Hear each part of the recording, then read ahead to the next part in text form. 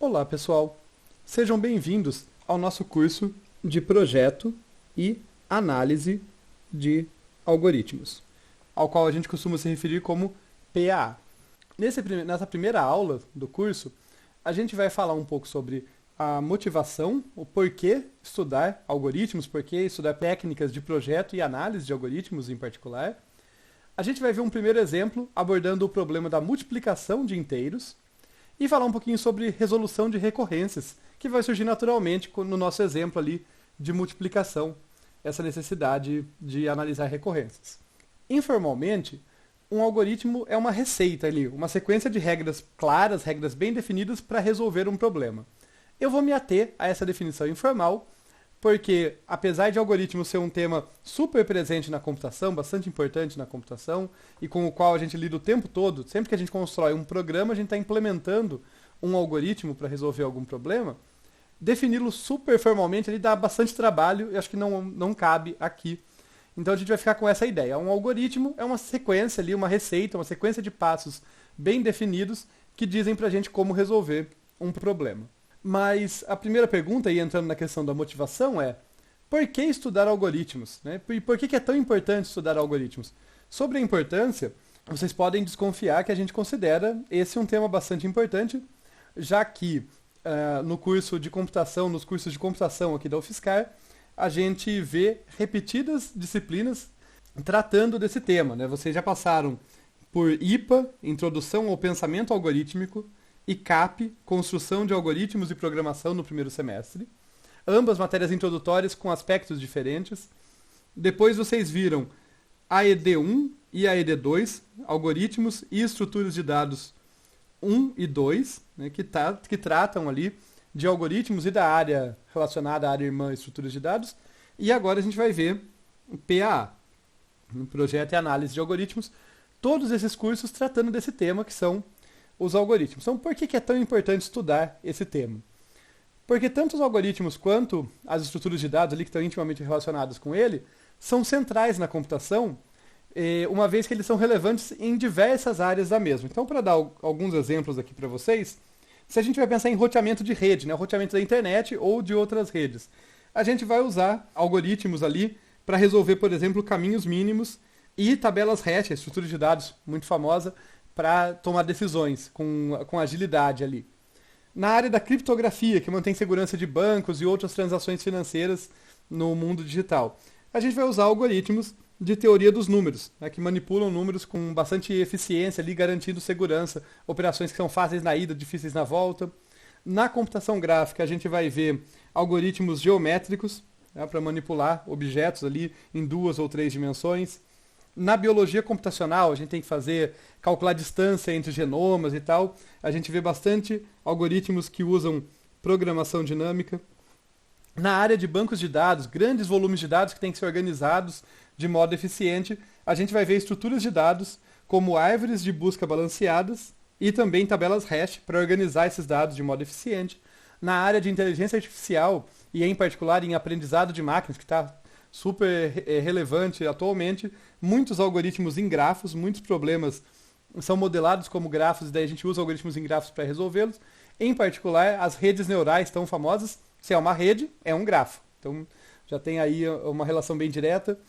E a área de otimização combinatória, da qual eu sou suspeito para falar, porque é a minha área de interesse.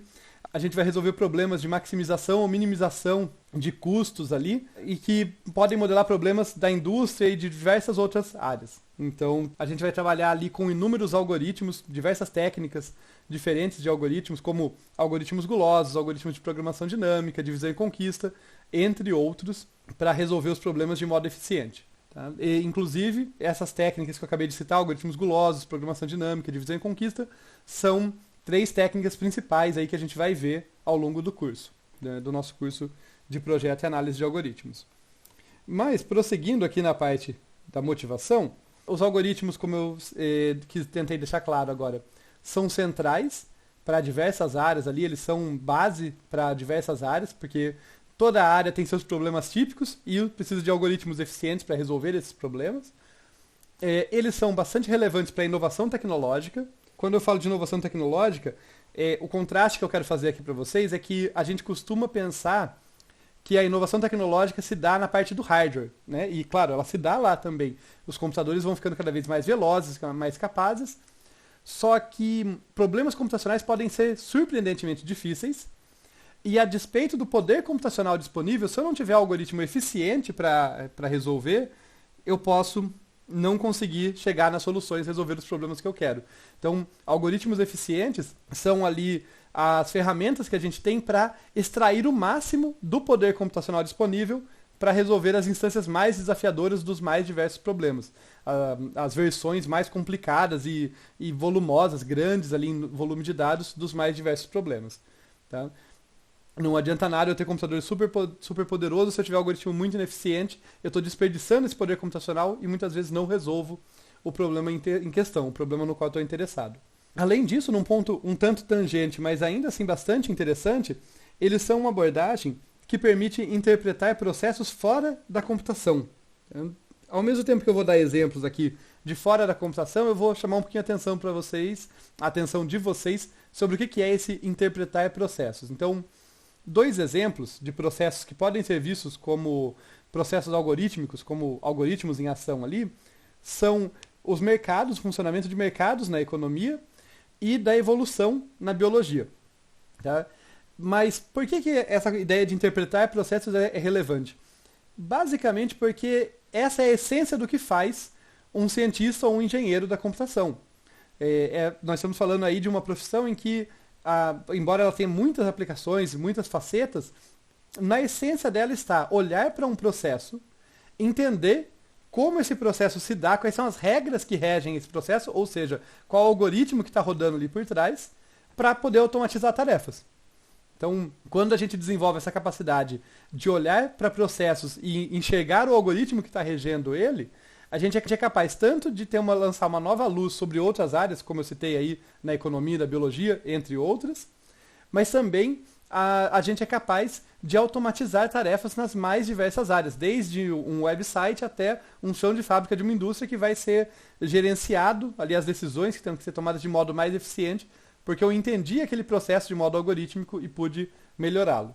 Além disso, esses 2 últimos pontos são bem importantes até para que vocês fiquem motivados em fazer esse curso, que é, além de toda essa importância dos algoritmos, eles são bastante desafiadores. Tá? Pensar, projetar, encontrar algoritmos eficientes para problemas variados é bastante desafiador, sendo uma ótima oportunidade para desenvolvimento de raciocínio lógico e capacidade analítica. Né? Além de criatividade em si. Então, é você olhar para um problema, pensar como atacá-lo de diversas formas diferentes, bolar ali os algoritmos que fazem isso, que são precisos e tal, e analisá-los para conseguir dizer, esse aqui tem tal vantagem, esse tem tal desvantagem, esse aqui é melhor em tal situação. Isso aí ajuda bastante a desenvolver tanto criatividade quanto raciocínio lógico e capacidade analítica.